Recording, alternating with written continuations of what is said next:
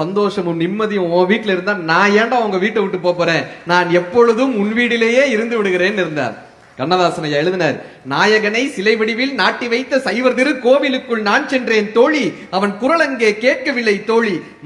மாயவடி வான திரு மால் இருக்கும் சோலையினில் தூயவனை காண வந்தேன் தோழி, அவன் சொல்லும் மொழி கேட்கவில்லை தோழி, பாவம் அதை தீர்த்தருளும் தேவன் அவன் ஆலயத்தில் மண்டியிட்டேன் தோழி, நிலை கொள்ளவில்லை வந்துவிட்டேன் தோழி, சித்தம் ஒரு முக்தி பெற பக்தி நிலை முக்தி பெற புத்தனையும் பார்த்து வந்தேன் தோழி, அவன் வார்த்த மொழி கேட்கவில்லை தோழி, என் மனதில் ஊடுருவும் தும்மதியை தீர்த்து மன நிம்மதியை வேட்டுதடி நெஞ்சம், உயர் தம்மதியை காட்டவில்லை அஞ்சும், காடுமலை நீர் நெருப்பு காற்றுமலை வான்முகில்கள் கூடி வர வைத்தவனை காணேன், ஒரு கூடிழந்த பறவை என ஆனேன்,